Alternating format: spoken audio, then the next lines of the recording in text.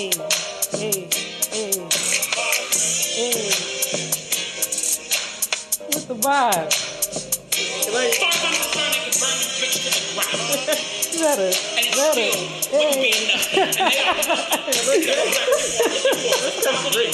I just like to dance to the intro song. I can't even lie. What? When that beat drops, I was like, wait, fuck that shit up a little bit. Man, hey, what's up, y'all? What's up? Like, welcome back to the Green Route. Hi. I got my people with me, and I'm so excited. I'm so excited to have her. It's like a West Coast mashup. I ain't gonna even lie. Hey, you know what I'm saying? It's a West Coast mashup, indeed. Northern Cali meets Southern, but that's all right. Yeah. We'll tussle later. We'll tussle later. I mean, you was one of the first real niggas I met, and I mean that in a way. You know what I mean? In Texas or in life? No, in Texas. Oh, no, not okay. in life. Damn, What? I was like, that was really gonna make me feel good right there. I was like, in life? No. Okay. I was raised by real niggas. No. I fuck with it. And I mean, when I say real niggas, I mean character. I'm not talking about street shit. I mean solid ass niggas. So that and you was from Cali. I was like, here. Oh, okay. Here. Okay. Here. I love it. I love it. No, that's what's up.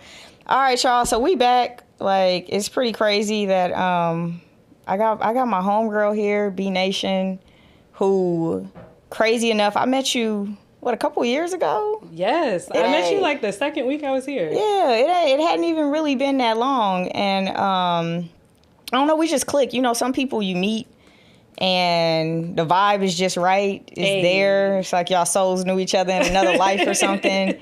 And B Nation was one of them people. I met her actually when we were dealing with an organization. Oh God, what the fuck was it even called? The Connect. It was the Connect. Why you laughing? Damn, nigga.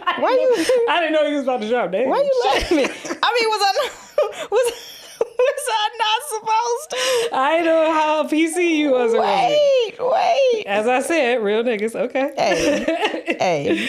I met her and y'all, like, for real, it was like, I don't know, we just clicked, we connected, and we've been friends ever since. And B Nation was one of those people who just really encouraged me to do what I'm doing right now, like to actually trust myself and to trust my voice and all of that. So I'm grateful for you. I'm happy that you are here with me. B Nation is an incredible podcaster, producer, educator. I added MC and host to her resume because I've actually been to a few things that she's done, and it was just impeccable. And so I'm just excited to just have her here with me, to have her in this moment. So let's go on and actually like tell the people who you are first. Yeah. First of all, that was a motherfucking intro. I appreciate that. Okay, I appreciate that. I ain't never had nobody lay it out like that, you know? I appreciate that. Yes, my name is Brittany Nation. I entered my creative lane through podcasting. And then, it did expand. Yeah. I started with Conversations with Nation, which is coming back. But it was an interview series, and then moved into the OA because I wanted to be able to do like a weekly show. And I was like, I'd have to do this. Like co-hosting is really hard to do that solo. And now kind of like shifting and rebranching again. Yeah. Which is part of the journey, boy. I can imagine. Oh, yes. I can. So, and part of that became working with the South Dallas Cultural Center, and we curate events, or I work as an event curator with them. I contract out with them to just make really fun and dope events for the community that are a good time. And I try to always, you're still working like in the community, so your resources are still like tough. You know what I'm saying? A little limited. Yeah. But it still is just a certain level of event that I feel like people are worthy of. You know? That's what's up. Because I feel like being in Texas, being from Cali specifically, so I'm from Oakland, California. Shout out to Cali. Hey, the town. But it's just it's a different experience. Yeah. You know? Yeah, I get it. That needs to like merge and fuse with like the amount of fantastic Black creative talent that's down here. And I think that fusion is going to make something very beautiful for Dallas. Yeah. But yeah. I love it. And I mean, it's crazy because I've been in Dallas for a minute now. And when I first moved here, I remember thinking like, I am not going to survive this place. Like the politics, the policies, the people, the pretentiousness of the city was just different than what I was used to. And granted, like, I know people hear LA and they like, oh, it's Hollywood, but I'm from LA. You know what I mean? No, like I'm from real like, LA. yeah, Yes, like real, like yes, my yes. address said Los Angeles, California on that hoe. And so, yeah, when I got down here, I was just like, man, this is not for me. I'm not feeling it. But I also had to remember, well, I didn't know at the time. So I came down here for grad school at SMU, which is in Highland Park, which they call the bubble.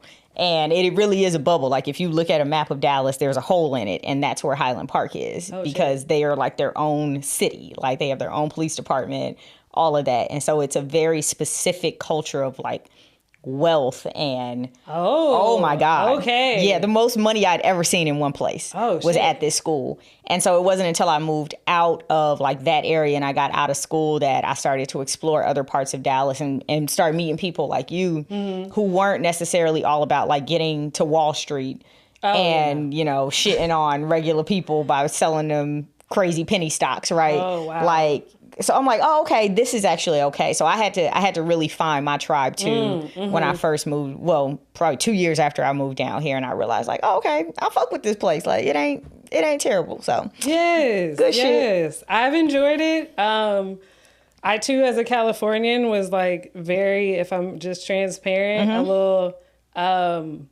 elitist politically, I guess. Okay. Tell me more. I feel like when you're from California, you look at like, when you hear Texas, you have a certain connotation of like, because of what we think of like the political landscape of Texas, of what we think about Texas people. Okay. But like the political is not always, the political representation of a state is not always representative of all of the groups. Yeah. I feel you know what I'm saying? I feel it. Yep. And so to come down here and exist in like a very, very Black space, which I don't think people associate with Dallas for some reason. I know I didn't. But to be in a very Black space, you learn that it's not what you think. Like, I feel like there's a way in which Californians look down, specifically like California liberals, look down on like Texas because of what their political landscape is. 100%. I could see that. Yeah. I could see that. And then I got down here and I was like, these people are fucking fantastic. Well, and that's Dallas in particular, right? Like Dallas goes blue damn near every election. Houston goes blue. Austin goes like the big cities. But why Texas continues to go red is those small rural, and there's so many of them. So there really are a lot of people who are out there, you know, voting for these more conservative policies, but because we live in a big city, we don't really engage with them too much. True. So yeah, like when I moved down here, I was just like, these people are nuts. Like they don't want the babies to eat. Like you just, and then you meet people who are genuinely like that. But then when you live in a large city that's really full of transplants, those of us who come from other places that are more liberal, of course it's gonna go blue every time because we're bringing our politics with us to Texas. So. All right, y'all, we're gonna go on and hop in. One thing I forgot to change, y'all, and I will change it on the actual for real thing, is it says Great Black Century is supposed to say B Nation. Oh, that's on the lot. Don't worry. Kenneth will get it fixed for us. Like, you don't want nobody to know me? Great Black Century is like, well, follow me at. But nah. So yeah, we'll fix that. But this is B Nation. Great Black Century was last week. I just forgot to change it on the restream. But yeah, let's go on and hop in. Let me pull up my notes so we know where we going. All right, you ready to do this? Yes, let's do it. Bet. All right, y'all. So our first story for this week is actually one that we haven't really circled back on in a minute. One of my last episodes with GS, we actually talked about it. But in Atlanta, there is a proposed project called Cop City. Yes. What it actually is a police and fire training facility that is meant to take all of these professional people down there to figure out better ways to kill niggas. No, I'm kidding. That's not actually what it's supposed to be about. But like, kind of. A little bit. Because they did kill a nigga. They really did. They did. They really did. Yeah. So it's a $90 million proposed project. And about, let me get this right, a third of it is supposed to come from taxpayer dollars. The other 2/3 is supposed to come from a foundation that funds the Atlanta Police Department. Yes.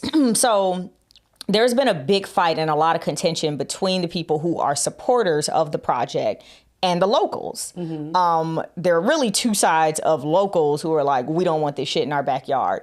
The first side are environmental activists who are saying like, hey, y'all are literally like deforesting urban forest by putting this thing where you're putting it. Where it's going to be located is actually like in an urban forest.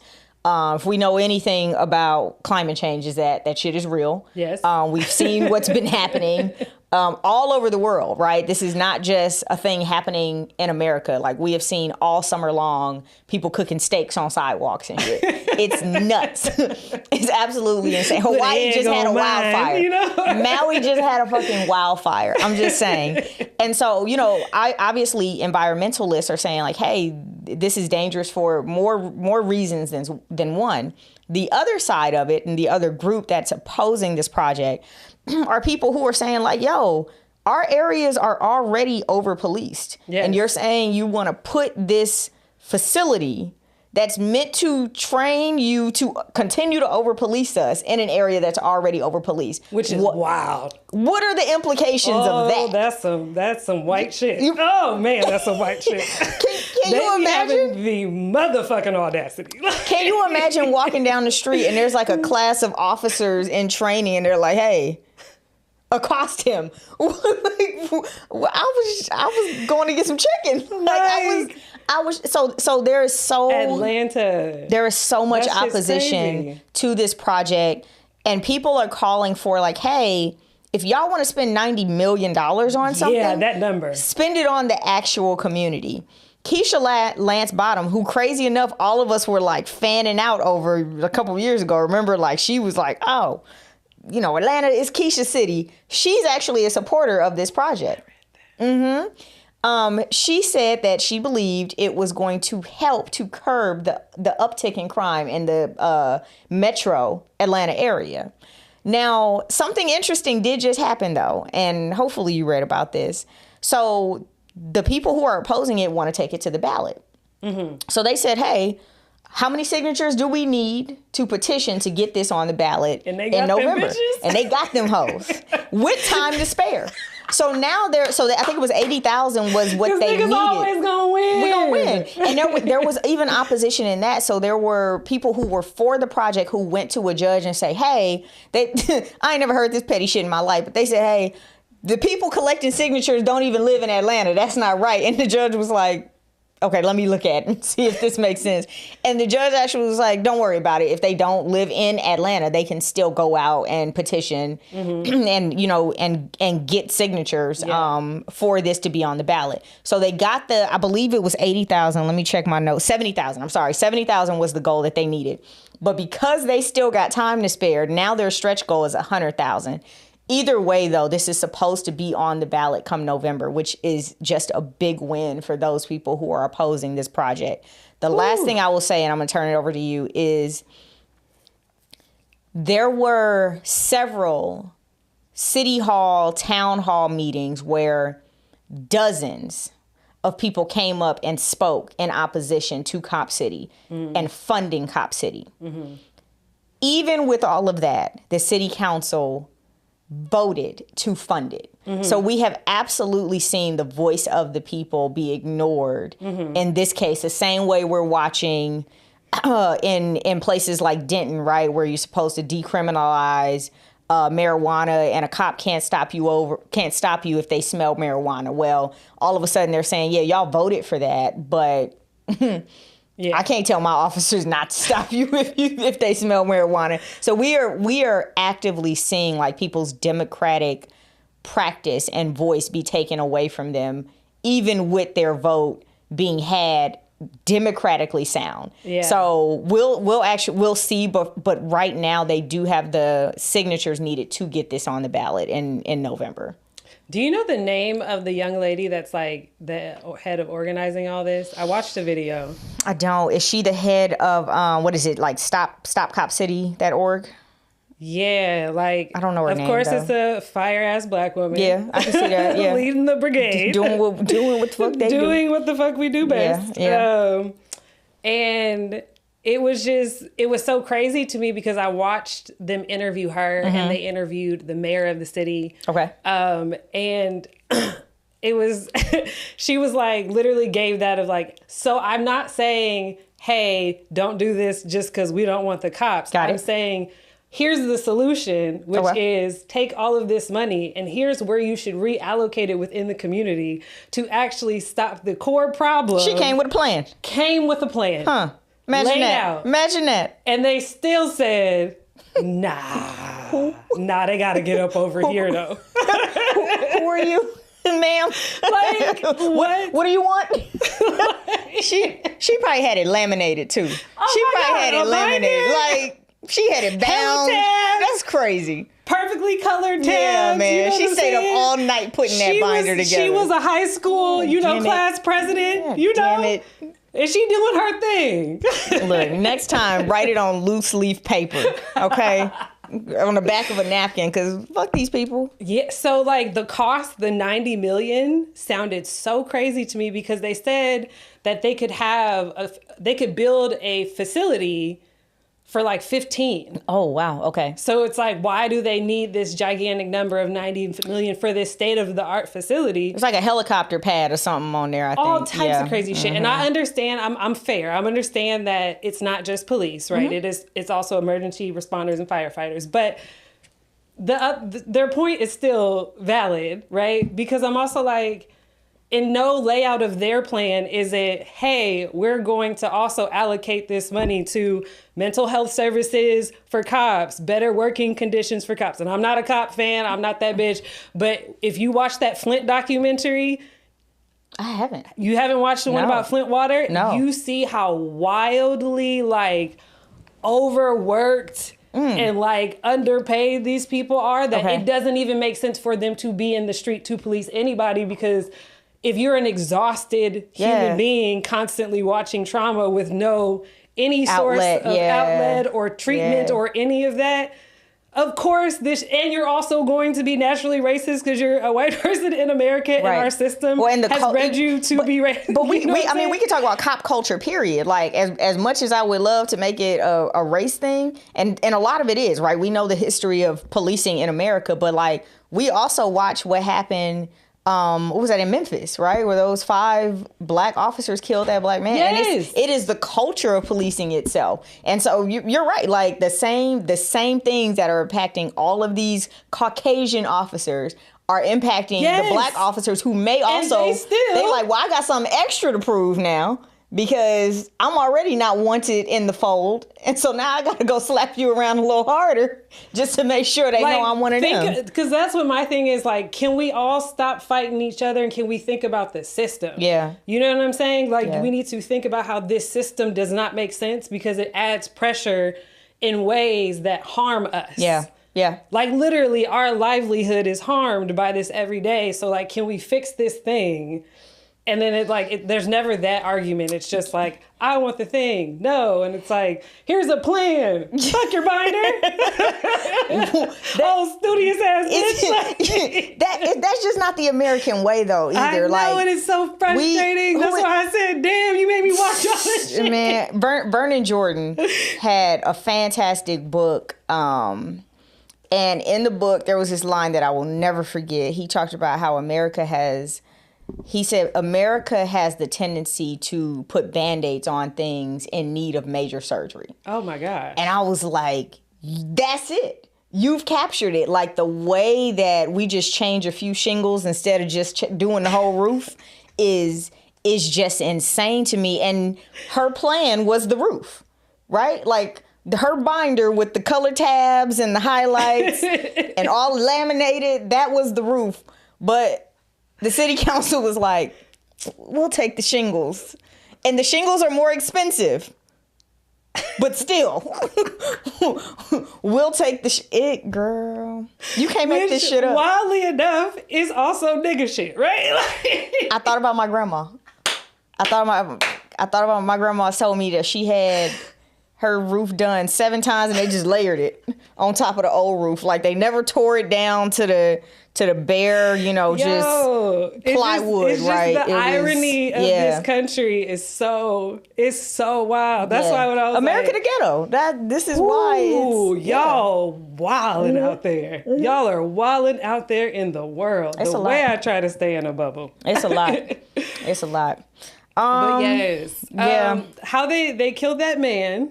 Yes. Turtle somebody. What was his activist name?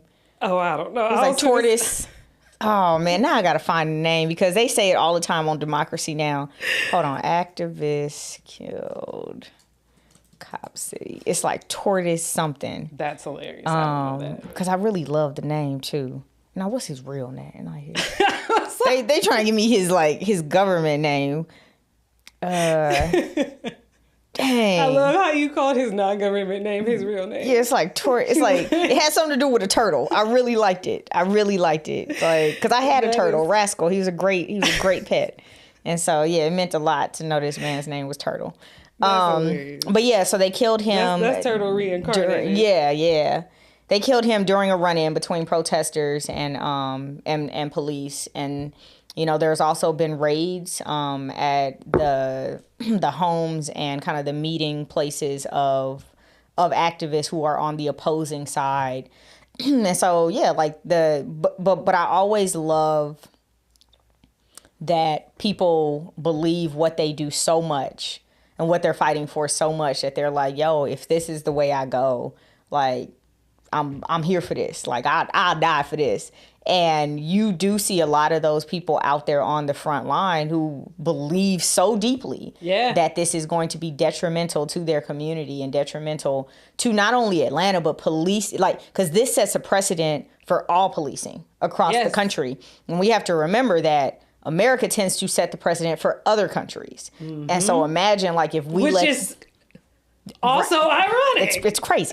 It's absolutely nuts. Because if you're here, you're like, none of this makes any sense. Don't look at us. Don't do what we're doing. Don't do that. Don't do that. Yeah. Do y'all shit. Right. We trying to learn from y'all. We should be trying to learn from y'all. Man. We really should. So there are people out there who see the bigger picture and what this could mean for policing across the country. But then also in other places that tend to look at the way we police here in America, the way we do everything here in America, and they model themselves after it. So isn't it wildly ironic that so this young man basically camped with other people, other activists, had camped out in the area. For context, that they were trying to, because they have to. The environmentalist side is that they have to take down the forest, basically, and they're like, bro, you can't just take down 80 acres of forest. Like the planet is already hot. It's burning. Like, why would you do this? And which is a very valid perspective to have. So they went and camped out. So it was crazy to me. I found it to be wildly ironic that y'all are trying to build a facility to say that they're going to better the city with more police, and you literally shot and killed a person on that facility. So you're doing the thing that we don't want y'all that we keep saying y'all doing on the place that you're trying to buy for the land. I wrote a blog about good sense the other day and how it is at an all-time low. Who's unarmed, and then we have documentation that you lied about it. Yeah, you lied about it. Yeah, and there's literal legal documentation to show. I was just like, this shit is you can't make it up. Crazy. You can't make it up. You really can't make it up. It's insane. Yeah. Y'all be wild. It's just like, dang, people just don't always be that smart though. We've always been more muscle. Yeah. Than we've been a. You know what I mean? There's a reason why. There's a reason why 50% of our national budget goes to fucking military, right? Yeah. Because if we can't do it up here, I'll shoot at you. And so, like, instead of attempting to solve our problems in diplomatic ways that really, you think about, redoes the roof, right? Like, let's redo the roof. But that means we got to tear that hoe off and get all the shit that's under there, get the wood that's been rotted out. We gotta get all of that taken care of, right? But we've never been that, like, we still can't even go back and admit our original sin as a country. That shit is crazy. When they was like, hey, we gonna teach down here that, like, the slaves got benefited from it. Which ones? I was like, Florida. Y'all niggas is wild. Which ones? Because I'm the descendant of slaves, and I ain't never heard about one of my they people. They got fantastic work ethic from us. Right. Like, nigga, what? Uncle Ruckus, right? He was like, they gave us jobs and discipline.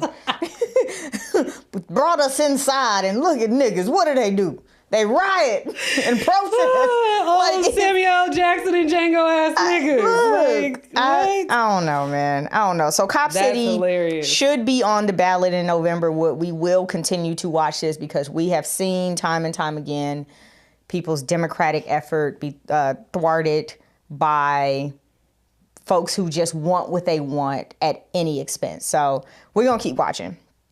All right. So speaking of people who saying fuck your plan, Alabama, man. So this summer, okay, let's go back, right, to what was going on in the Supreme Court earlier this summer, because Supreme Court had a summer. Okay. They had a motherfucking summer in the Supreme Court. They came in and did Trump's what? Just. So there were a few things that all of us probably know about. Affirmative action was gutted. There was the case about LGBTQ rights, and more so, rather, a business's right to refuse to do business with an LGBTQ customer. And come to find out, that was all on a what if. Like, nobody even asked the lady to build a fucking website, and no one at the law firm who literally took this case to the Supreme Court went back to see if there was actually a customer who wanted. It's crazy. It was I just nuts. feel like, why are we still arguing about basic human rights? Can we really focus on some other shit, like the planet burning? Shingles. So, like, can we? It's like, okay.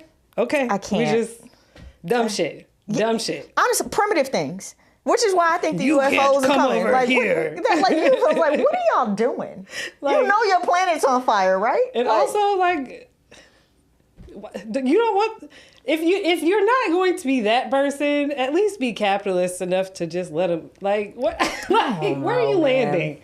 I need to be able to make sense of what you're doing, and it often just eludes me completely. I think people are just like making up work for themselves at this point. Like I was at a crazy enough. I was at a swearing in. Wait, can I have my conspiracy theory right now? Have at it. Have you ever had to deal with anything with the government? Like a contract. I worked on a contract before. Were they on time for their shit? Hell no. So that's what I'm saying, right? Like, them niggas really just be trying to make up work for themselves. And it ruins our lives. I'm telling you, so I equate. Because they really don't be doing shit. You know how long it takes? And no, because I know people that work in government. Is it not like corporate America? Is it not? I know some people work in government who just sliding by, collecting a check. Yeah. Just finessing. Finessing the check. This girl on TikTok, she put it so beautifully, and I'm going to try to just paraphrase, but she talked about how corporate America is what it is because, like, a lot of the work is do nothing. She was like, people make up work to ensure they have a job. And so she was like, the work creates itself because of the work you've done. So because you sent that email that didn't really need to be sent, now someone has to respond to the email, and that creates a whole level of work for all kinds of people. It's like trying to sweep up the beach. You make it worse by sweeping, right? So I was actually at a swearing in for a member of the House of Representatives. Yes. A freshman member. And I'm in the room, right, with all of these dignitaries and all these politicians. Hakeem Jeffries is sitting up on and I'm like, oh, this is actually really cool to be invited here. This is nice. But as I'm looking around, I'm seeing, let me introduce you to this person and shake the hand. And it's a lot of politicking going on, right? I'm like, I don't like it because I don't feel like Nathan just texted me What? about what we just said. Hi, Nathan. Hey, Nate. Hi, friends. Tell your friends to come be friends. And I know, we can right? all be friends. Look, tell your mama and then we live. But I'm sitting, and I'm crazy enough, I'd actually text Nathan while I was in that room, and I was like, I can see why like politicians politic and run the way that they do, because if I do just enough to say like, hey, I did this thing that I said I was going to do, but I need more time to do all these other things I promised you, so you got to vote for me again. You got to vote for me again. And I'm like, this is like corporate. Like if you fix anything, you're out of a job. Oh my God. But if you do just enough to say, hey, here are my stats, but keep enough shit broken, you can go run again and get that $200K again, plus all the other kickbacks that you're going to get from the policy that you write and support. And I'm thinking like, there's it's like a drug dealer, right? Like I might give you that first taste for free, but the come up is in the comeback. Right. I got to get you to come back. So if, I'm not going to give you nothing that's going to kill you. I want something that's going to keep you addicted. Hence the opioid addiction, right? If you haven't watched Painkillers, in sugar, like all of that, right? When you really think about it, you're like, sure. So I am at age right now. Man, if I fix too much, I'm out of a job. Mm-hmm. I'm out of a job. So what was we supposed to be talking about, and how the hell did we get on this? Shit. Sorry, last thing, because it's me. We never gonna be on script all the time with me. My brain don't even operate like that. The crazy thing to me is also like, but they fight us when we say, hey, can we just have like less work hours a week? No. Like, hey, like let's not have 40 because we kind of all a little, like we're all playing into this. What are you going to be doing with those hours, B Nation? 40 of them? With extra hours outside of my job that I gave you. Like, y'all wildin'. Paying attention? The nerve. I need you here and distracted. Why don't we just go, hey, let's just have the work week that we all really out here doing. You know what I'm saying? That would be great. How long does it take you to do your job every day? But they're trying to push that. Like there's companies who are trying to do like 4-day work weeks, and I think like 4 to 5 hours a day. Like there's companies who are because that's really all you don't even need that. But okay, sure. We don't need that. You know people that need it. Oh. We don't need that. Yeah, you're right. Because didn't Master teach us work ethic? That's what Uncle Rucker said. Lame ass niggas. That's what Uncle Rucker said. Yeah. I would love for companies to go to a 4 to 5 hour workday. People can go get them kids from that school, do some laundry. That's why quarantine was so good for a lot of people. Fan-fucking-tastic. Because it's like, dang, you mean to tell me I don't have to take... for the other implications of what happened, not so late. No. But like... Yeah, no, I'm sorry. If you lost somebody, condolences, seriously. Yeah. I'm sorry, because I don't need nobody being like... I knew what you meant, but I was just like... I don't need nobody taking that out of context. Beyonce's internet. Touche. But yeah, man, let's get back to these congressional maps. Shit. I don't even know what... Sorry. Okay. So the Supreme Court, that's what we were talking about. Get it together. That's what we were talking about. So the Supreme Court had a summer. And one of the things that they ruled on was that the maps that Alabama had drawn and passed and used were actually like... Racist as fuck. Yeah, they were racist. They were impeding on the voices of black voters. And they pretty much like... they went against the Voting Rights Act, like the Civil Rights Act. So the Supreme Court... A panel of Supreme Court justices was like, look, Alabama, these maps are unconstitutional. Go back to the drawing board and get them right. You need to create at least 2 districts, right? That where black voters have enough of a voice to be able to get a black or whoever they choose, right? They could be white, whatever, someone who represents them into Congress. Yes. Alabama goes back home after the Supreme Court said what they said and was just like, fuck your plan. The Supreme Court had a binder with tabs. It was color coordinated. Ooh. And Alabama was just had like sleeve protectors in that bitch. Laminated. Whoo, baby. And Alabama went back home and was just like, fuck all this shit. So we're not doing all this work. Alabama is literally back in court now, again, trying to prove that the people who drew the maps know their voters, their constituents, their areas, their districts better than the Supreme Court. This is where can you imagine the gall and in 2023 in the world of fucking AI, you don't think we can like show you data analysis on a flat two-dimensional screen? Unbelievable. Unbelievable. Then people in Alabama went back home and was just like, we'll give you one district. The other one, man, we'll see. So they're back in court now, y'all. Oh, that shit was crazy. Trying to say that the people who drew these maps know these districts and their voters and the will of their voters better than the Supreme Court. And they are trying to get the okay for their lawyers to go in front of a panel of judges and say, hey, what the Supreme Court said actually doesn't really apply anymore. It's ridiculous. Oh, and I'm trying to figure out, like, what are the repercussions of this, right? Like, the Supreme Court, the highest court in the land, told you what it's going to be. And instead of saying, all right, I don't like it, but all right, cool. But America's not a black mom, because black mom would have whooped your ass. You know what I'm saying? Like, you're going to have repercussions in this house. I just don't understand. But that's, you know? I just don't understand. You know? I don't know. I don't parenting, but also and sometimes this is supposed to be for the 2024 election. You know what I mean? So it's like, okay, now what? Like, you're going to tell these people, yeah, we got you one district, but the other one, meh. I know the Supreme Court said do it. And I'm trying to figure out if Alabama is just attempting to waste time up until and through the 2024 election. Ooh, man, they want Trump back that bad. I don't know, man. I don't know.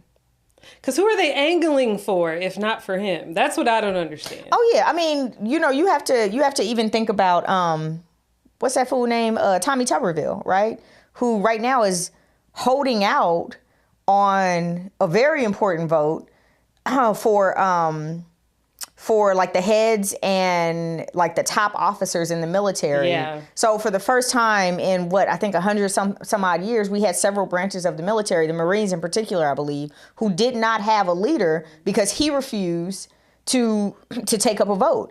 And it's all because he's like, oh, until y'all change the policy that says that taxpayer dollars will cover the cost for military personnel to travel out of state to procure an abortion, I'm not voting for shit.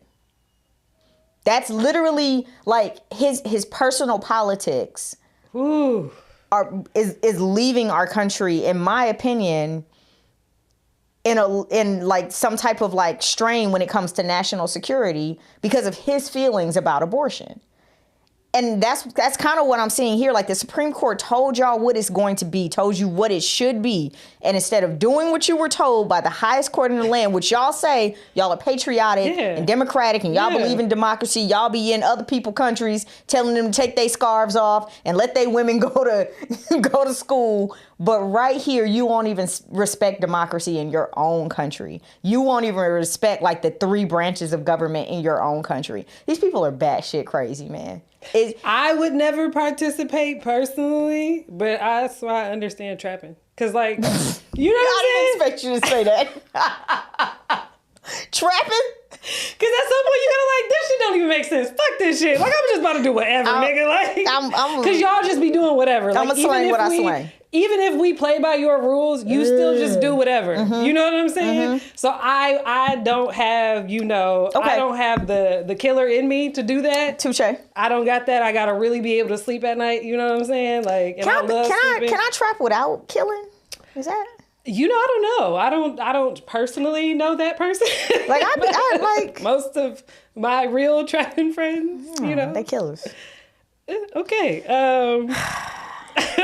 Yeah, I'm not. The ones that like really, really, not like I know some people that do some things. I ain't built like it though. I ain't built for it. I'm gonna be honest. And you're right. I be up all night just like crying over the life. Like, you didn't even know that person. I know. But I don't kill bugs. I take them outside. I take them outside. See, we ain't no good. We can't trap. I don't got it in me. We gonna slang these blogs and these podcasts. Now, madam, What are you selling? What are you saying? All right, y'all lucky I love the Lord, cause what I miss? That's a business market. I could. Listen, run. Listen, I project manage down. Hey, you need management. I was a great chief of staff in my day. I should not have said that on there. In my day, and we do not trap. Okay, we do not trap. We don't even kill bugs. I don't kill bugs. I really scoop them up and take them outside. They probably die immediately, but whatever. That's that bug was probably in there trying to find refuge, and we just took them outside. Unbelievable. Like, if you ain't paying no rent, nigga, you gotta get up out. What is you doing? No, that's why I ain't got no kids either. Man, look. Man, look. Get to the point. What are we talking about? Yeah, y'all. The Supreme Court, yes. Alabama is doing what they do down there. Supreme Court told them what it's gonna be in Alabama. It was like, fuck you and your mama. Yes. And so yeah, that's just kind of where we are. You got anything else to add on there? Man, that was interesting because I was trying to figure out like the bigger understanding of why that was necessary, because it really actually begins to like sway the votes in the higher area and can like push it. And the margin between the blue and the red vote is so close, so close, with red being a little bit over. Yeah. That like if they really get their people in there, like some shit got to change. You know what I'm saying? And if you get them in there for longer. So I was trying to figure out like why. I'm trying to figure out the bigger picture of like what is the chess game being played. Yeah. But yeah, I'm like, I am interested of like what the fuck the repercussions are. Like if they just like, nah, like, are we just like, or do we, I would love a little bit. I would love for like the Supreme Court to like go and like stand like outside of Alabama's house with their hands on their hips. Like, what did I tell you to do? Like, didn't I tell you? Like, I told you to take the chicken out the freezer, and I get home and the chicken's not out the freezer. Like, I want the Supreme Court to go Black Mama on Alabama. Like, I would love that. I heard myself say it. Did you not hear? Like I want them. Like, where's Tyler Perry? Can he put on his Medea and go out there and yell at Alabama? What age were you when you first like understood why that pissed your mom off so much? Man, probably in my late 20s when like my days start getting long and I get home and I'm tired, man. But you know when I start realizing it, like it was being in a relationship and it's like, like I've had a long day. You said your day was pretty light and easy, and yet like, come on, take care of some of this stuff for me. Like, and so I get it, right? Our moms are like, what's like? You said you had a light day. Like, what's up? You couldn't hit the grocery store? Ain't no hot meal. Nothing. Why these clothes everywhere? This place is a mess. so yeah, that's when I really. You stealing your drawers? That's what I start understanding. Like, okay, that's why my mom would be so upset when she would get home and when you really think about it, it was simple stuff she was asking you to do. Oh yeah, take the trash out, do the dishes, take the chicken out. it's a 2-syllable move. You know what I mean? Like, it don't, and so, yeah, like, it why wasn't. the fuck do you think you get to live here and not contribute, nigga? What? We not doing that. But you know, as a kid, you think you the backbone of the household because you done changed the trash bag one time. So, like I'm the backbone of this guy. Everything would fold without me. So yeah, like when you a kid, you just think your contributions are just like wild, right? So yeah, I was older, but it was really when my days start getting long and like, you know, I'm leaving the house before dark. I'm coming home after dark, and I still got this list of things I need to do. Yes. And that's when yeah. So I need the Supreme Court to go ask Alabama why they didn't take the chicken out the freezer. Because what the fuck? Yeah. It was a simple task. Are we doing this together? It was a simple task. I let you live here. All I asked you to do was create 2 congressional districts. That's it. And you couldn't even do that. Couldn't do it. I don't know. I think Tyler Perry need to put on that outfit and go over there and Medea him. I don't know whose house we're going to, Tyler, but somebody needs to be yelled at down in Alabama. Out of press. Man. You know what I'm saying? Okay. All right, let's talk about SCOTUS again, crazy enough. But the Biden administration's response to the Supreme Court striking down affirmative action. So this was a big one, a huge one, actually. All summer, we had talked about it. We knew this decision was coming out. Of course, the Supreme Court waited until, wasn't it like right before 4th of July? It was like that Friday before 4th of July. And we was like, of course, y'all would do this before 4th of July.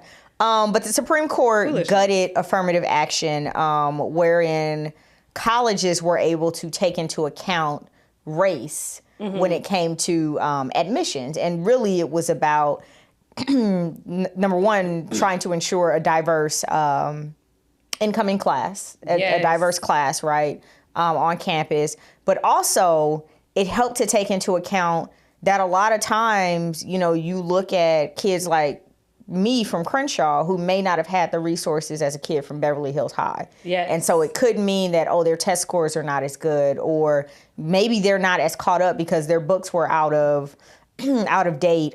Something as simple as, are these kids eating during the day, right? Are they hungry? Are they too hungry to even pay attention in class? Mm-hmm. And so when you take into account not only race, but also socioeconomic status, like it really does help you to understand that people's circumstances can impact how their education has flowed. Absolutely. And this is someone who was an intellectually gifted child, but I went to inner city schools that were terribly funded. My high school lost its accreditation in my senior year, right? Like, I don't think we got anybody into like USC out of my class that year because they looked at our school and was just like, nah. So haters. Yeah, motherfucking haters. So they struck it down, and we can talk about how that happened. It started with Lil Amy down in at UT Austin, who didn't get her way in the Supreme Court. And so the same guy who kind of bankrolled and led her case in the Supreme Court got a new case. And crazy enough, he is a smart man because he used America's model minority to pit against specifically Black and brown people who are said to benefit from affirmative action, but we know who actually has benefited the most from affirmative action in America. Also, 1 second, people, because I had to go research all these things that she told me to research, and I was like, oh, America, but. It is just as much an issue for the Latino community as it is the Black community. Just as much. Like, and I'm like, we gotta know that. Like, it's not a Black people mad. Yeah. You know what I'm saying? Because that's what they kind of do to us. Right, you know, right, sometimes right. It's like, no. Like, this is just as much an issue for you 100%. as it is for us. 100%. Because Black, we both brown, Native, like if you negatively affected by this. Yes. 100%. And you're right. Like, this was a pitting of one minority against absolutely. Another. And it was brilliantly done. It was because he went after a group of people in particular who really do hold education at very high esteem. Like if you talk to any of my Asian friends, be that, you know, Chinese, Japanese, Taiwanese, Indian, all of them will tell you, like, their parents are like, you got 3 choices. You either gonna be a doctor, a lawyer, or engineer. Anything else, you have failed the family. And Ivy is usually the goal. In LA, like Berkeley is the goal, UCLA, USC, things like that. There are some other schools, if you can't get into those 3, that, you know, your parents will accept. But he went after a group of people who he knows, like, yo, y'all hold education above almost anything else. And look at this. The niggas are stopping you from getting in. Yep. Seriously. And I was like, okay. Yeah. And it was like, well, wait. And that's the thing. It's like, well, if I keep a few of them out, been for you. That's so right. Why are you switching up on us? If I keep a few of them out, maybe my kid can get in. Why are you switching up on us? But why not go after the legacies? Why not go after the legacies was my question. That was always my question. Like, you went after the easiest target. The legacies is actually what, cause what's the old girl's name in jail right now for paying to get her kids in the Lori. Yeah. What's her name? Is it Lohan? No, that's not a Lohan. That's hella funny.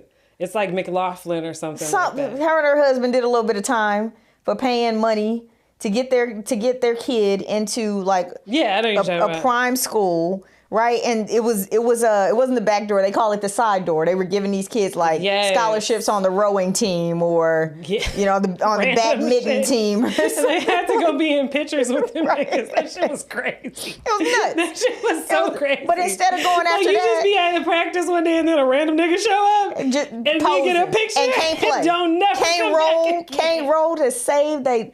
Ain't never rolled a day in their life. That shit is wild. Just insane. So that's hella funny. In response to this, y'all, the Biden administration came out with new guidelines for colleges and universities as far as how to handle race in college admissions now. The plan and the pamphlets lay out several things, but the thing that's probably the most important is that it says they can no longer use race in the final admissions decision, but they can consider how race has impacted a student's life. So thinking about the essays you've had to write and all of that, right? Those essays actually, in my opinion, play a big role because that's where you get to tell your story. If your scores are low or your GPA or whatever, like when I was a hiring manager, I used to love to interview because I'm like, all right, your GPA is kind of trash, your scores are okay, like, what's up? And the stories you would hear, like, yo, I worked a full-time job because my mama had a stroke and I had to take care. And it's like, hold on, if you can get through this degree and do all of that, I know you can kill this place. Because that shows me you got hustle, you got grit, you're a problem solver, you're a critical thinker. And so really, like, when you think, again, it has to be holistic. It really has to be holistic because I will take someone with a 2.8 but worked full time to take care of their little brother and sister over someone with a 4.2 who's never had to do anything but study their entire life. Because I know you have both. That's it. Because these numbers are not an indicator of both. They've never been an indicator of both, and they've never been designed to be an indicator of both. That's right. It's rote memory. It's if you can... And this is that I did, for y'all don't know me, I've been in education for 12 years now? I did 10 years as a high school teacher. I taught chemistry, and then I've been in... Yeah, I'm a nerd. I'm also like... one class I ever failed, chemistry. I just don't get it. I was like, I know I'm a smarty, but I don't get it. I'm a fucking nerd. But I also spent the last 3 years in on an educational nonprofit side to get like out of the classroom because that hustle was crazy. But it's like that. I know as an educator, like I know what's happening. I understand what these tests are. And I can tell you they are not good indicators at all. But it's intentionally created that way. And because that community specifically, I love y'all. Y'all are our cousins. But y'all have to understand, like, y'all desire for proximity to whiteness as you adopt American culture, because that is what American culture is. And so then you make these choices because you adopted that mindset that is what you should be shooting for. And I'm like, no, we've been here for hella long.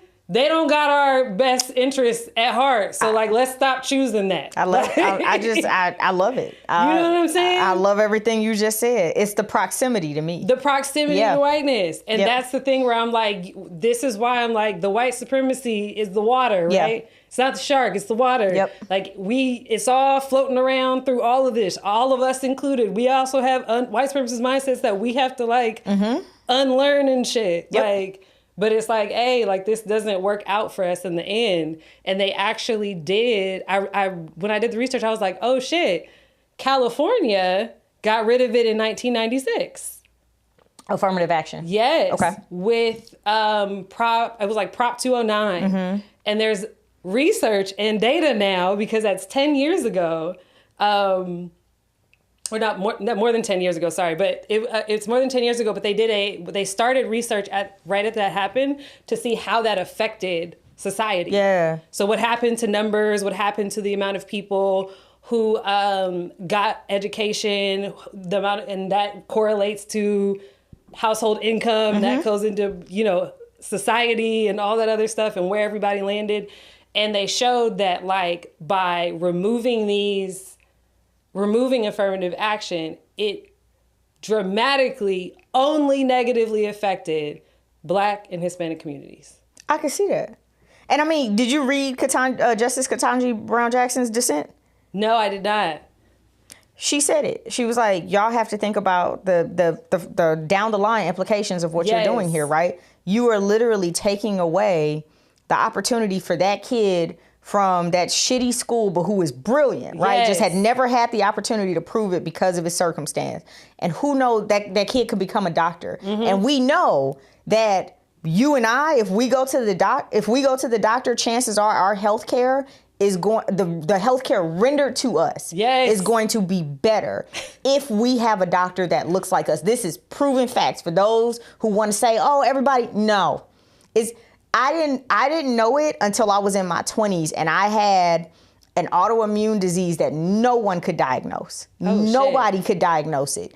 And that lady sat across the room from me and like dismissed it like it was nothing. And I'm thinking like, aren't you supposed to be trying to figure, like I watched House growing up. Aren't you supposed to be like interested in what this is and why no one can diagnose it? She sat across the room from me, legs crossed, arms folded, completely unconcerned with what was happening to my body. The systems in my body were shutting down. And I'm thinking like, Justice Jackson, she got it right in her dissent in saying, if you take away those few opportunities for those kids who would have otherwise never gotten into that top program, that top school to train them to be a doctor, a lawyer, an engineer, you are literally doing society as a whole a disservice. Society as a whole. Because it's also proven California has already that proven if we actually all come together, we would climate change would not be a crisis because we would have figured it out, because the level of intellect that human beings are capable of if we actually stop doing stupid shit. You know who we need to listen to? If we were fair, we'd have Native Americans in every part of our society. And we know that they have a connection to this land that the majority of us do not. Now, I'm not us. Yes, we have a connection to the land, here. right? But our people work the land, so we definitely got a connection.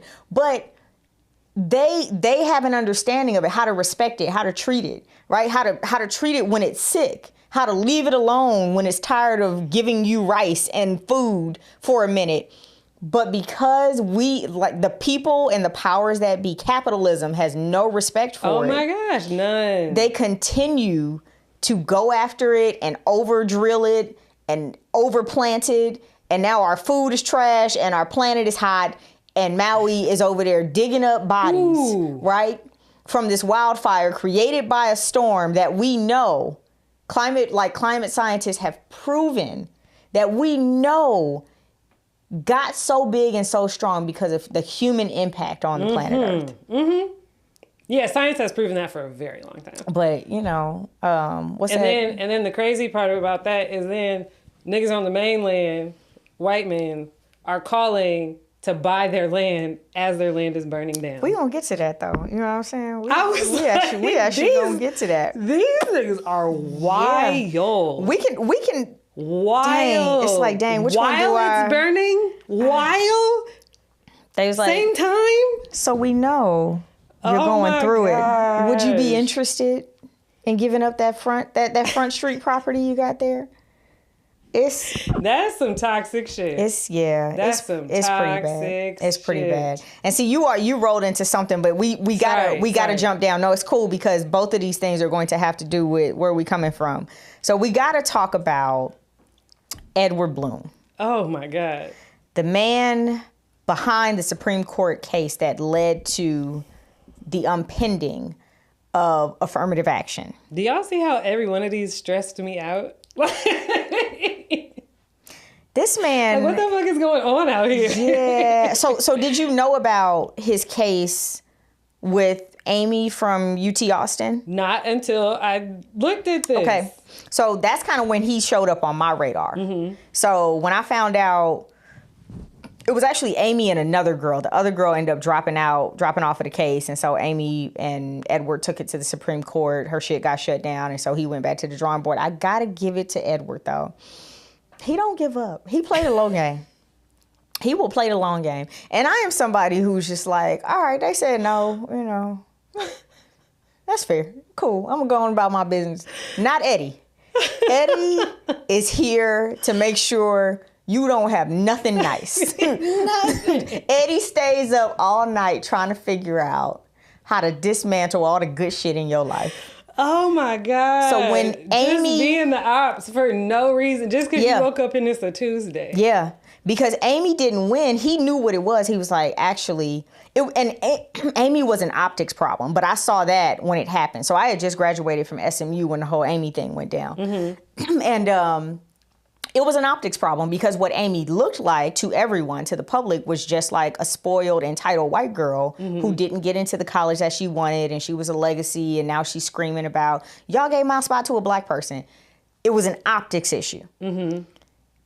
Edward was smart because he went and said, oh, yeah, that probably is a thing when you have a privileged white woman screaming about a group of black people. But what if I had minorities screaming about other minorities? That's a smart motherfucker right there.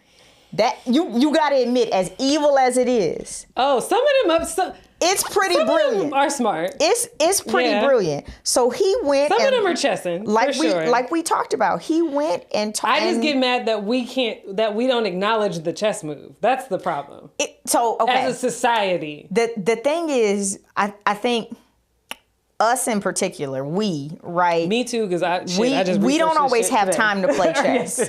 Survival is more checkers. Yeah. Right. I got to stick and move based on what's happening in my life today. This is how I'm gonna move. Chess, you actually have time. You have to have time to sit down and relax and think. You mean a 20-hour work week, maybe? Exactly. You see what I'm saying? What you gonna be doing with that extra time when you're not on this job thinking, paying attention? That's why I said what I said, B Nation. Like, them people don't want you playing chess. If I start giving you fools too much time to pay attention to what I'm doing, you might actually have some civic engagement. Come on down to DC and sit in on some of these hearings. We don't need that. I need you at that job, sending emails. So this makes me question this. Do you think they would allow Trump to win? Because with June... Who is that? Not June, sorry. January 6th happening, do you feel as though they're like, all right, this nigga is not controllable? Who is they? That's okay. No, I'm really asking because... No, I'm like, that's a fair question. Okay. I would say, I think that there are politicians, and then above that is who's making the real decisions, because that's where the real money is, right? So where the real money is. Where the real money is. Yes. I think if Trump can promise to protect their interest, yes. But you don't think that they feel like that is a wild fucking card. I mean, he was a wild card the first time. I know. And after seeing it, do you think they're just like, well, we just know how to control it better now? Or they're just like, nah, that's a wild card. We not letting him come up in here again. Because the idea that Trump could get reelected is like... It's scary. Absolutely terrifying. It's scary. I mean, but DeSantis... And that it's like realistic. Like it's not like hey, we went through this once, y'all. Like, this is realistic. But DeSantis is the next contender, right?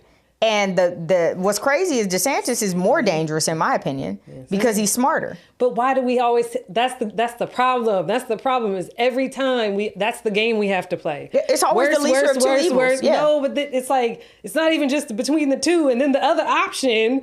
If this one didn't get in, it's fucked up. Like it's always. So we have to remember that when Biden ran, people weren't voting for Biden. They were voting against Trump. Yes. So it would be like, it would be the same thing because, I mean, Biden is the sitting president, right? So the DNC is going to give him the nomination. It's just the way that's going to work. It's going to happen. The Republican field is really going to come down to, I believe, Trump and DeSantis. Now, we are seeing Chris Christie like pull ahead of DeSantis in certain areas, in certain states, like in primary polls. Preliminary polls, excuse me, but like it's going to come down to the two. So even if DeSantis gets the nomination, right? Say by some chance, right? DeSantis gets the nomination, he's going to be up against Biden.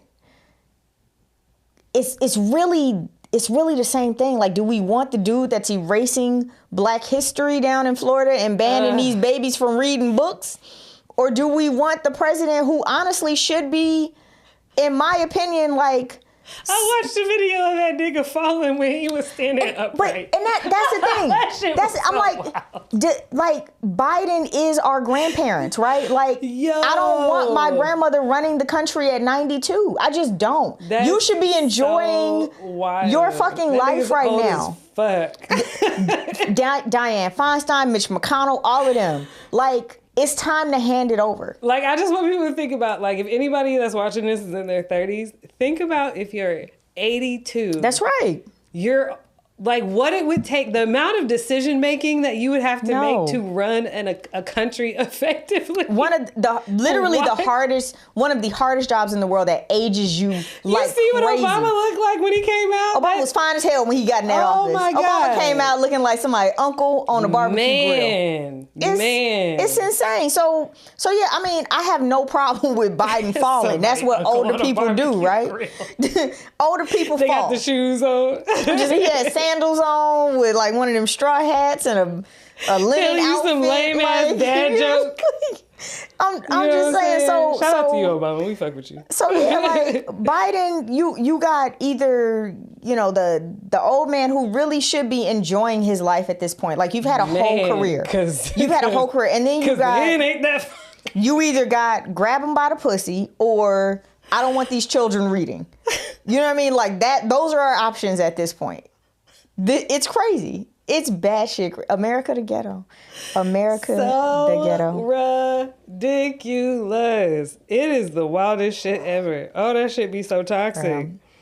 Oh, wait. So Ed, right? Eddie is figuring out ways to fuck with y'all. Oh, so fuck. I forgot that we were here. After Amy didn't work out, he went to the Supreme Court, was able to win with, America's model minority and get affirmative action knocked down. Once he got that done, he was like, who else can I fuck with?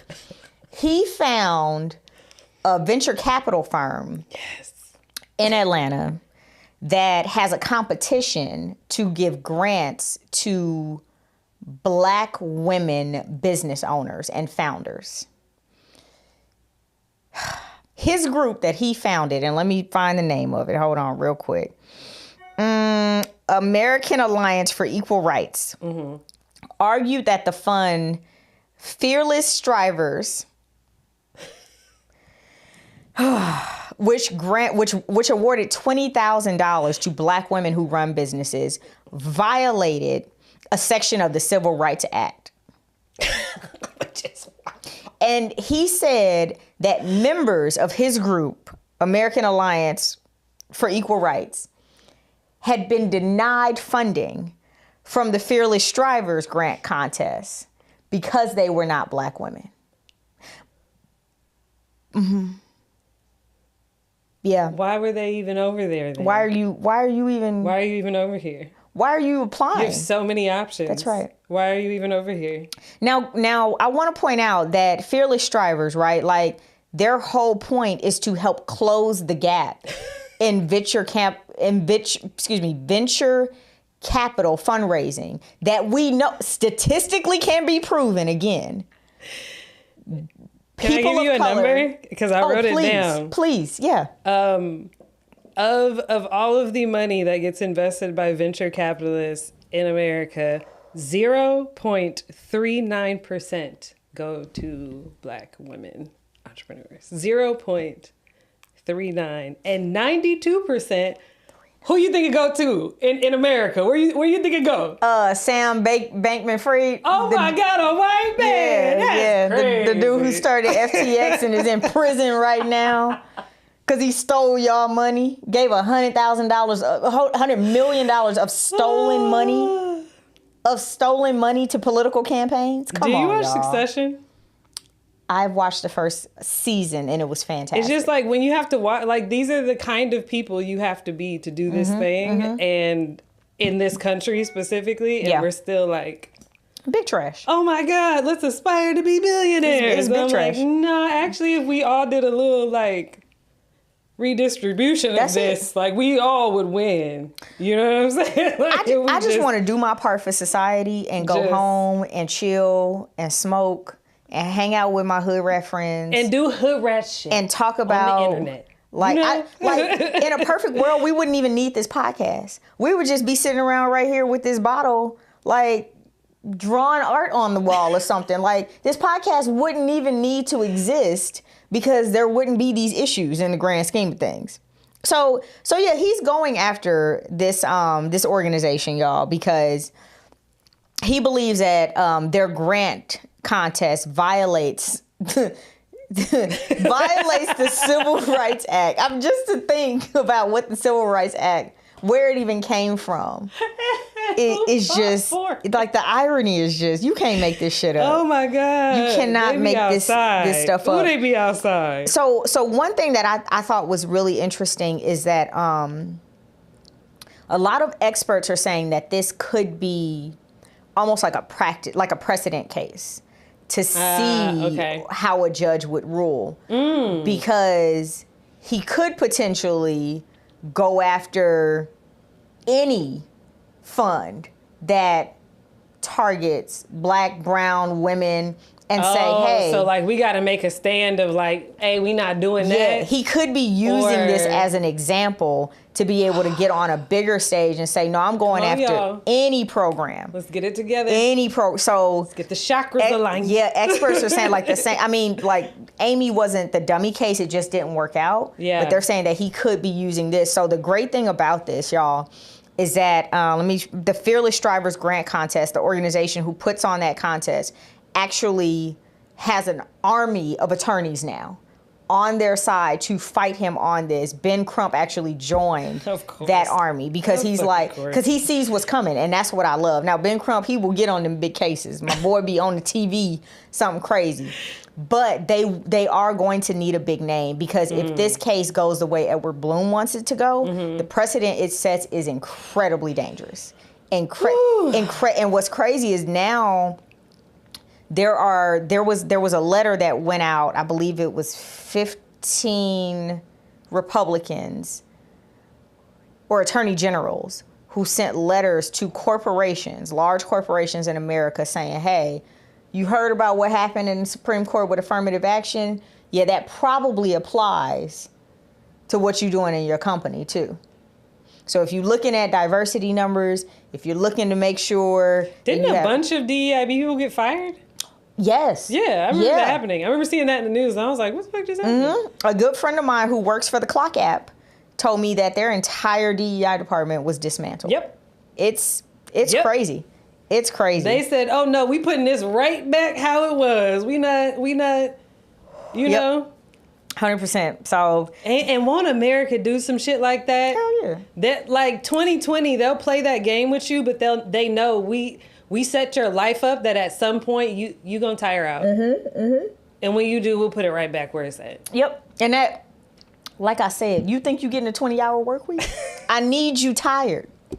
I need you in debt, paying these student loans, over leveraged on that house you bought that you really didn't need.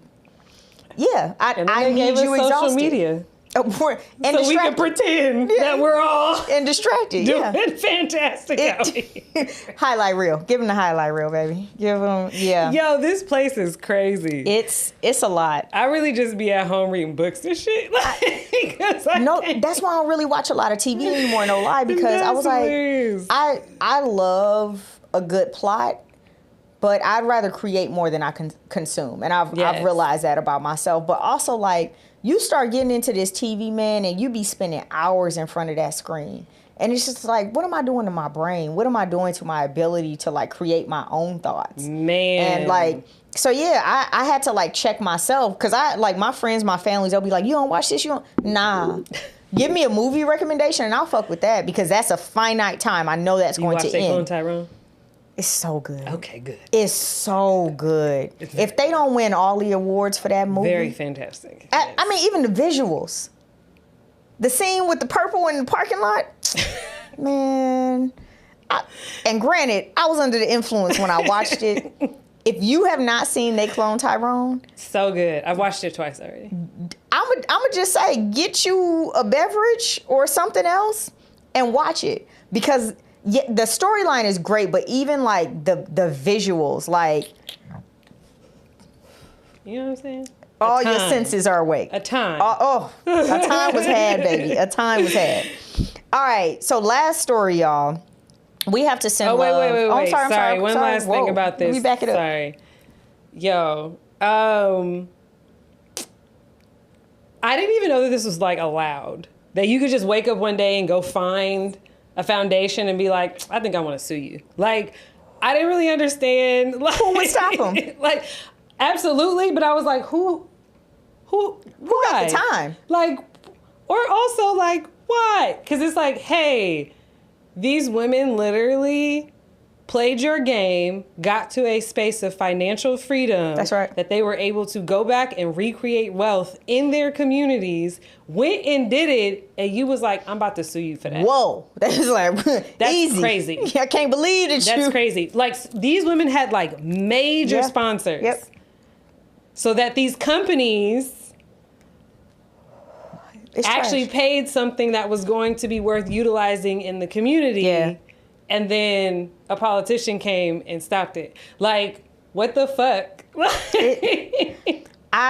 the way like we pay taxes and this shit is so wild. But like, is that not the game though? Like, I mean, think about it, right? Like, you and I, we both did the things that America told us to do. We went to the schools, we got the degrees, and you know what I mean? And it's like we literally paid off them fucking student loans. We followed the formula. We followed the formula only to be like, wait a minute. This shit is still bullshit. I thought this was supposed to help me get out the rat race. Like, what are we talking about? So yeah, like, I don't care how much. And I'm gonna be honest. That's why I decided to do my own thing, because I realized what it was. Like, it didn't take me long to realize, like, nah, the prescribed equation that I was given was meant to keep me tired, absolutely, and distracted. And when I start seeing that shit, I was just like, nah, I'm good. I get why people be delusional, and they look delusional when they're building something of their own. They really do. Yes. They look delusional. How dare you have that much confidence in yourself? But chances are they got to the point where we got to at some point, and was just like, the only way I'm gonna really get it the way I know I can is if I go do it myself. You gotta go do it your fucking self. And risk looking dumb for a minute. And silly. That's the worst. It's the worst. That's the worst. It's the worst. But I saw this meme. It was like, year 1 they laugh at you. Year 5 they ask you how you do it. And I have seen that time and time again in my life, where it's just like, yeah, like, it was funny when I started, right? But I'm doing all right. I still battle that now, but I just don't accept to allow fear. Like, I won't allow fear to determine my life. That's crazy to me. The concept of that is crazy. I love that. Yeah. It's silly, because I'm like, but also, I mean, I'll tell you, our FBI agents is going crazy. I'm like, religion, Yeah. Like giving you this idea that God is this scary, fearful. Like, no. God probably got a straw in his mouth and a cowboy hat on. Like, what? Like we Who are told y'all not. that? We don't need to be conditioned to fear because fear is a control mechanism, and I don't really believe that a God that would give us free choice would then create a control mechanism. 100%. What sense does that make? 100%. 100%. But I'd be like, see, you know. But then I'd be sounding like a hotep ass nigga. I'm that. Well, I'm not a hotep. I'm probably more. You know, of a, I don't claim them. I'm probably a hippie. I love y'all, but I don't claim. Yeah, I'm more of a hippie. I'll be a hippie. I'm more of a hippie. Cause y'all don't really like women like that, but all right. No, I don't do hotep. I argue with hoteps daily. Like, ooh, y'all Daily. angry at us for some reason that I do not know. Yeah, they don't like you for real. All right. Topic 5. We go on to topic 5. So first of all, number 1, love to everyone on Maui. Lahaina, Front Street that I know, I saw pictures. So my special called me, must have been late last week, to talk to me about what was going on in Maui. And what was crazy is I had been, hearing about it, but I hadn't really paid attention. And I think, honestly, because being from California, wildfires are a part of our lives. Like, every year we go through, seasons. I did consider that, too. Yeah, I was just like, yeah, we get wildfires all the time. I was about to say that out loud. Yeah. But and it's yes, not being I get what you dismissive. mean, yes. It was just like, this is something we grew up hearing every year. It was wildfire season.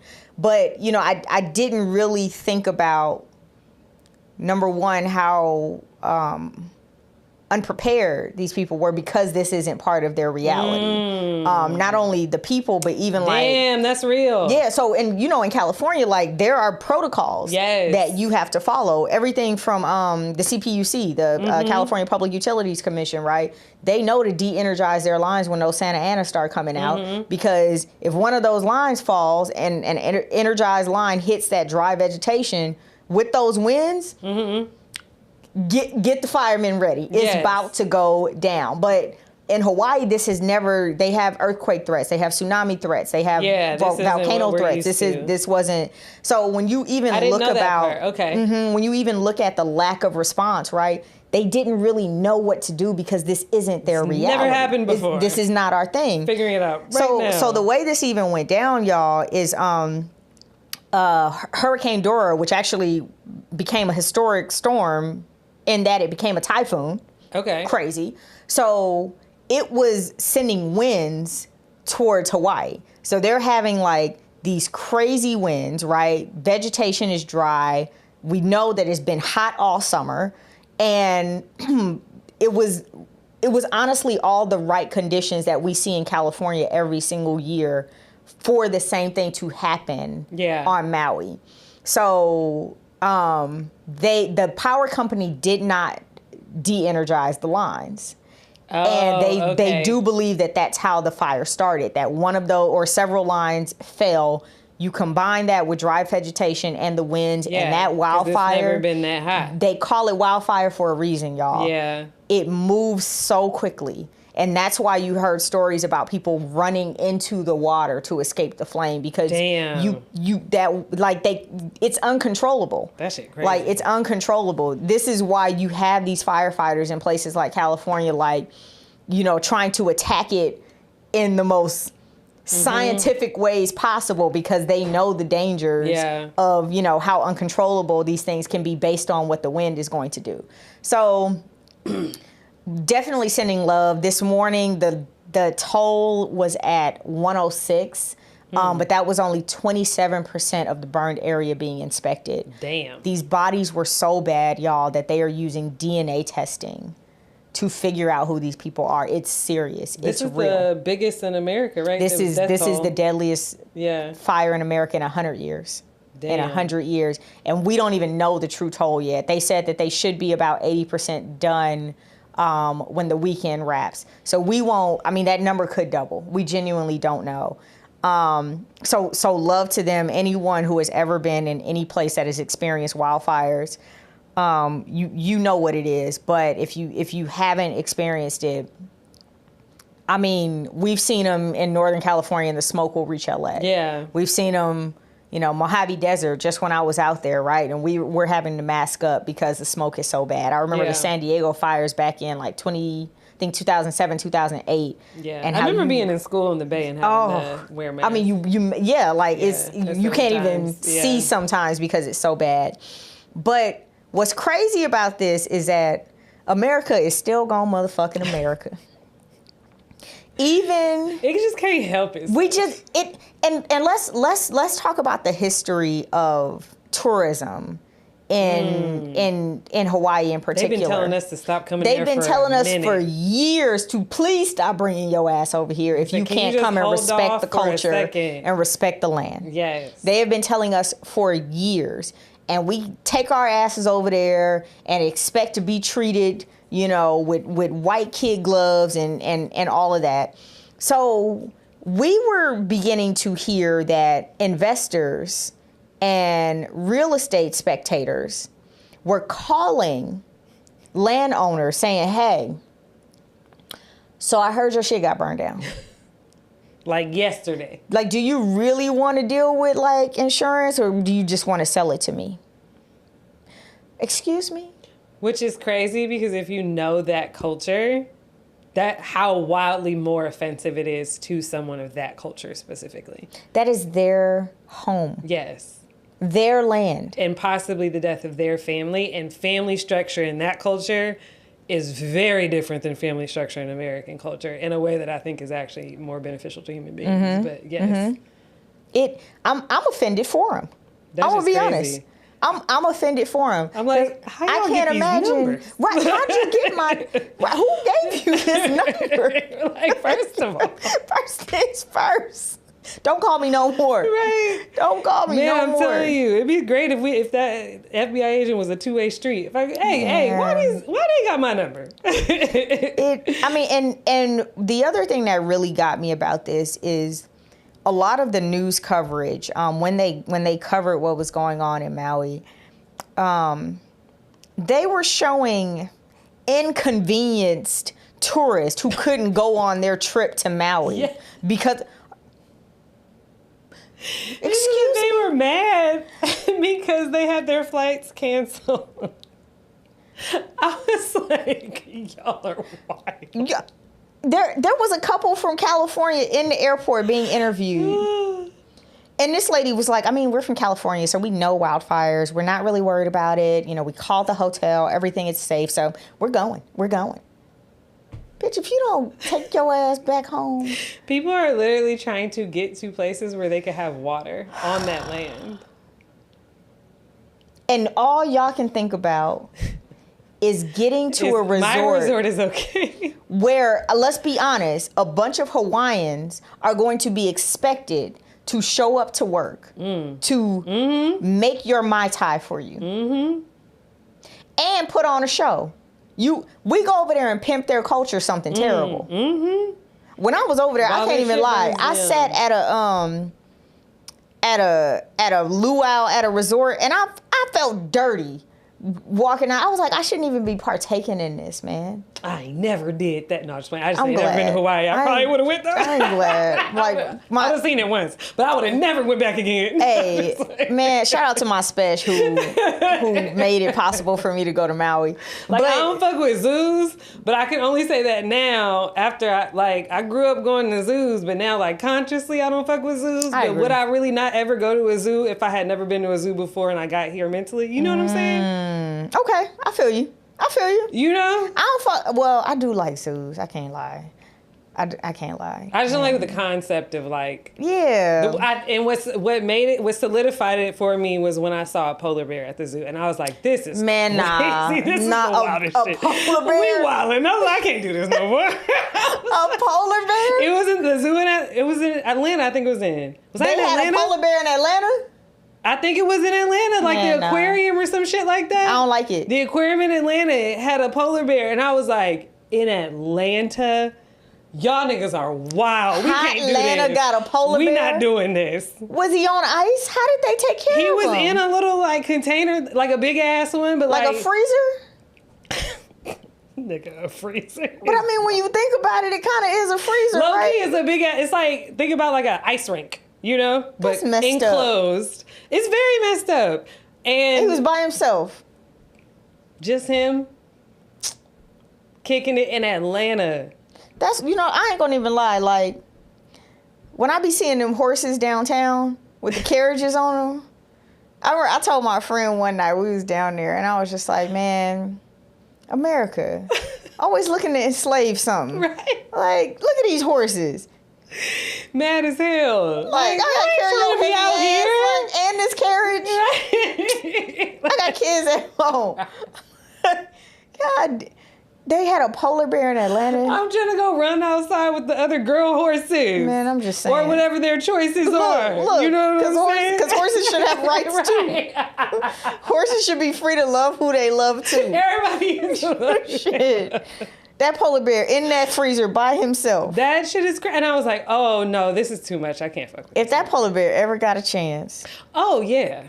he fucking shit up. And as should, right? Yeah. The craziest shit is then that's the other thing I can't fuck with, right? So like if you do some dumb shit, okay, the concept of that, you took a wild animal, put it into a cage, or even if it's bred in captivity, it's still a wild animal. You put it into a cage, and then for some reason, a person decides that they don't want to respect the cage and jump in the cage, and the animal attacks it. You kill the animal. Yeah.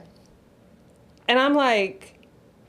Didn't they kill a gorilla or something for that? They did a gorilla. They did that to a tiger before. Okay. I'm like, this is... That's wild. What? You in their habitat. Like, why is it here in the first place? Leave them alone. Put it back. That shit back. Put it back. That's why the orcas are going crazy. And the also, otters. do we really need that person in society that decided to jump? Like, Natural selection will do what it does. I am a believer, but I'm not. We saw it during COVID, and I'm a believer that natural selection. I am a pacifist in action. Mm-hmm. But if you put yourself in that situation, it's God's will. I mean, you decided that day. It's God's will. It's God's will. So yeah, if you are part of the faction that has gone to Hawaii in the last couple weeks, in the last week at least, because you feel your vacation is more important than those people's lives, literal lives. I want to tell you right now, like, I don't fuck with you. Damn. I don't fuck with you. And that's real. Like, you couldn't see some people doing it though? You couldn't see some niggas doing it? Let me tell you. So I was in Maui when what do they call it? Dalaska. What did they call it? The ice storm? I don't know the name of that. The big ice storm that we had 2021. Oh, here. Oh, yeah. I was in Maui, but I was working from there. Mm-hmm. So I literally got out the day before the ice storm hit. Mm-hmm. And we went to Maui. We were having a great time. Because I was working and half of my team was here, the other half was in Birmingham at the time. So I'm starting to get calls from my team like, hey, my power is off. I got my kids, my parents. People's houses are dropping into the 30s and 40s, right? Because they don't have heat. You have to remember that the natural gas lines were freezing, water pipes were freezing, people's pipes were bursting. It was bad. Yeah. It was bad. And then the grid was failing because of how much electricity people were pulling to try to stay warm. So I'm literally working through my vacation in Maui, attempting to get my people hotel rooms, make sure, especially if they had like their parents or small children, like our company was like, hey, don't worry about it. Like try to get them something, right? Something they can check into. I'm literally letting people into my garage to get the little bit of firewood I have, a little bit of like whatever you can find in there. Here's my code to my garage. Just go get it. Because my house wasn't cycling. So I'm there with a few friends and I'll never forget this, man. All of us know what's going on here in Dallas. People are literally dying. Yeah. We are starting to get stories about, elders and young children who couldn't stay warm enough to survive. And so they're dying. And so I'm like, all right, I don't know if this is the right time to just be posting my fantastic ass vacation on social media. But I was with a few friends who was just like, nah, I'm about to stun on these hoes. And was like really posting left and right, everything. And I remember saying one night, matter of fact, it was the same night that we went to that raggedy luau that I felt dirty after going to. And I was like, hey, y'all, like, you think we can just like chill out on the posting? Because not to be like that, but we literally know people struggling in Dallas right now. And we just happen to make it out, right? Our flight could have got canceled had we left a day later. Because we wouldn't have, they shut down DFW. So I'm like, can we chill? They was mad at me for telling them to read the motherfucking room. And just maybe not post like, sorry for you, I'm on the beach. Like, come on, y'all. Like, are we that into the highlight reel and social media that we can't even have a little bit of empathy? That's why I said, I was like... And I know exactly what you were saying. We all know some niggas that... I know that's exactly. That's gonna nig no matter what. Renege again. I know a lot of people, but I do feel like, where has our sense of humanity gone? Oh, no, I agree. I agree with you. I'm not that nigga. But No, and I know you aren't. But I'm like, overall, right? Like, are we that into... Well, I want my vacation, so fuck what y'all going through. But I mean, America preaches individualism to a point that doesn't serve us. And we don't see that. We swing the pendulum too far to the left. And especially as Black people on top of that, we're not even naturally of that. Like, we are of a tribal communal. Kinship, yeah. Yeah, and that's our nature to act in that way. We thrive in ecosystems. But... If we subscribe to America, then you have to subscribe to the game. We've allowed capitalism to also become our culture. Oh yeah, boom. Yeah. Boom. That's why you watch our show. I don't even know what show I should be. You there. That's why you watch our show. You. Right? Yeah, you. I was like, there's like 6 cameras. but yeah, and I hope ain't no Black people trying to go over there and of course, fuck over the people of Maui. But yeah, like, definitely sending love to the island, to the people there, because like you said, like, their culture is very rich. And I mean, I got to experience a little bit of it, and just how welcoming they were of me and like the people that I were with. For sure, cousins. Yeah, exactly. Yeah. Like, cause even their like some aspects of their family structures and stuff, you like, some niggas. Did you see the one dude who after the folding chair thing, he had put the sofa on his shoulder and was like, I'm on my way. We was like, yes, cousin. He put a whole fucking couch for real on his shoulder and was for like, real. I mean, can you imagine beating somebody with a sofa? And low-key, who is the only niggas that niggas respect? Naturally. That's real. We literally are like, hey, but when it comes to them, we like, nah, we don't really. I ain't gonna mess with y'all you. Do you? What up, big bro? Right? Big bro. Yeah, we ain't. It's cool. It's cool. Y'all got them hands and that size. What? And then y'all spiritual too. Y'all be done put all kind of stuff on us. But and the craziest shit is, if you get to know them, they're they are extremely loving and like they love family. They all of that. I love it. Now you cross one of them. Yes. Yeah. As they should protect 100%. your space, but 100%. I'm hilarious. But yeah, them is the only niggas that Black people be like, nah, you got it, my boy. You got it. I'm gonna go on over here. I love it. All right, well, those are our 5 stories for the week, y'all. We like, took hella long. I know we did. All right, so man, B, you got to tell the people what you working on, what's next, what you turning into gold next. What's up? What you got? I'm about to go home. No. So what is next is my interview series, Conversations with Nation. Yes. I am starting to work on that. I'm in the pre-production process for that.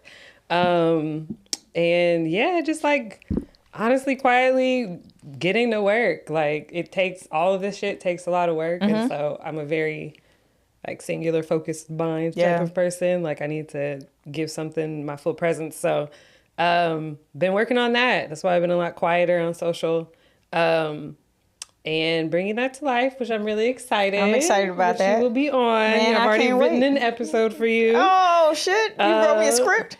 No, I just wrote out like what we talking about. Okay, I got you. But yes, so working on that, and then once that goes and all of that's shot and ready to be released, I'll be working on the OA, and that'll also it'll be seasonal, but it'll operate as like a rotating seat as I get to just talk to creatives about where they're at, like on their experience and their journey, both in their creative experience, but also like internally, you know, that like what's going on inside, bitch. I love self-reflective, like what you really working on as a human being, and let's share that so other people working on that thing. I love that part of your show, by the way. Yes, yeah, so really I'm very that as well. So that is what the OA will turn into. So I am working on all of those things, and then working with the South Dallas Cultural Center in events. I have the Black Love series is in February. So if you're in Dallas, follow South Dallas Cultural Center.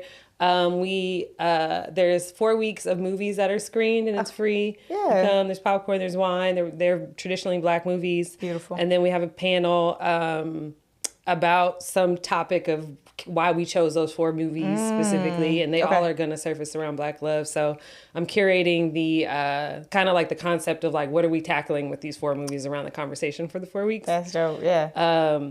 So that, and then there's one other project I'm picking up with them as well, so that I don't want to talk about yet. No, I love it. I love it. So yes, that is what I'm doing. You can follow me at Brit Nation. With 2 T's. 2 T's. And my name is Brittany Nation. It's not a like ego thing. I love it. I love it. People are like, I thought that was like you saying it's like your little beehive. My mama named me this. Like, nah, that's really my last name. It's lit, but I didn't have a choice.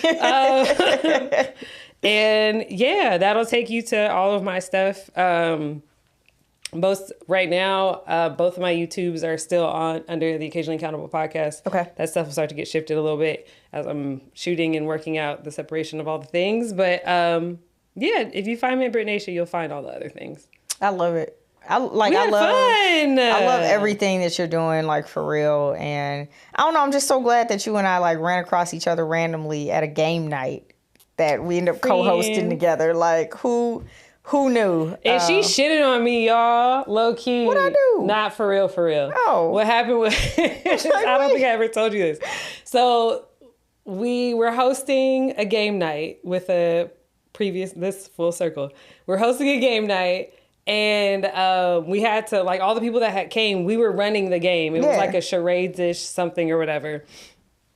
All the people in the room, and we had to go up and announce, or like talk about ourselves or whatever. I went up and I was like, hey, so I'm Brittany, and yeah, like I have a podcast and stuff. Like, I just am not, like, I don't know how to always do that. It makes me nervous. And then it gets to you, and you just like, yeah, so I'm a journalist for the da-da-da, and you was just laying it out.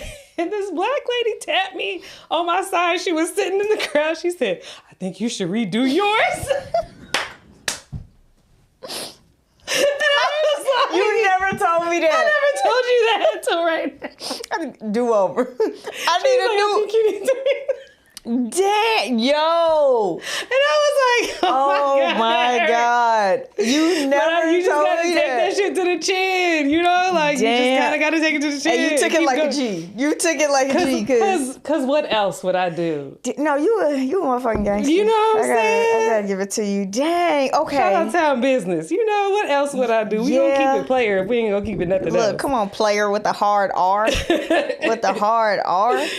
But that shit hurt. No. I didn't know. I don't even really remember that night. That's what's crazy about it. I remember having fun on the game, but yeah, that's crazy.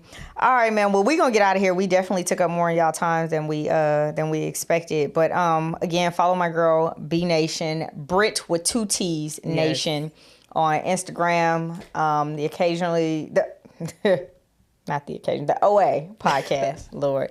And then Conversations with Nation. I'm excited about that. It's coming back. I'm really excited about that. And crazy enough, so B has a podcast meetup, and it's on Wednesdays, and now I record on Wednesdays, so I'm gonna have to. I got an attitude, but it's okay. I'm gonna have to figure it out.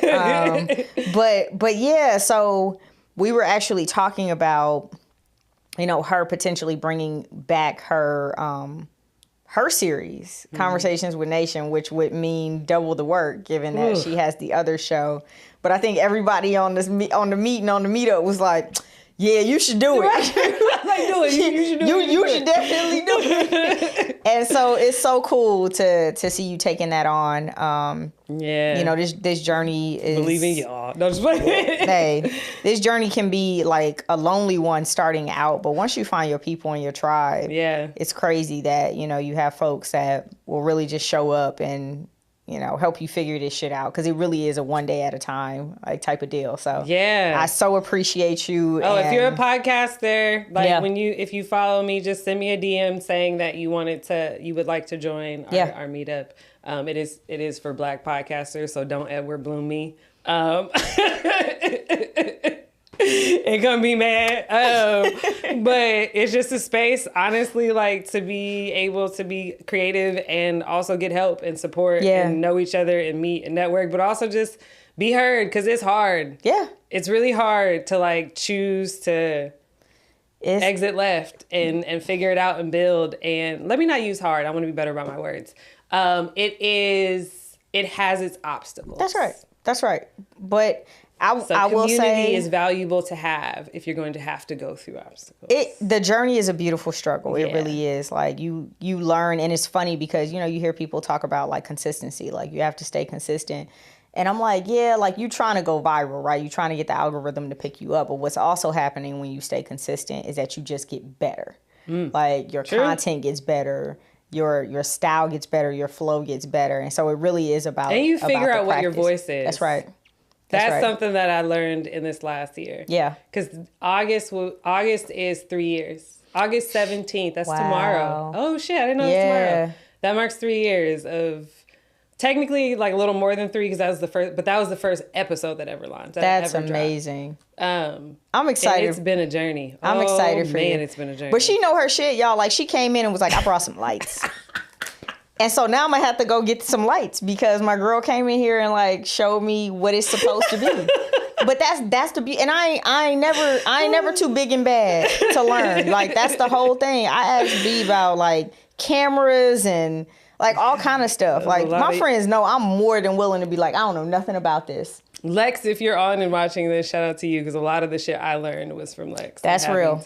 That's be real. His phone, like, so wait, what is this? Listen, Lex, Kenneth, YouTube University, all of them. So we appreciate y'all. Shout out to 4152, 4152 Entertainment, and then also Sour Kids Productions, y'all. Kenneth is amazing, and Great Black Century, who is now the co-producer of this show. He's going to be working with us on a lot of the creative stuff. So Yay. Super excited to just, grow this and have my girl come back as a reoccurring, you know, when she can get away from the podcast meetup here and there.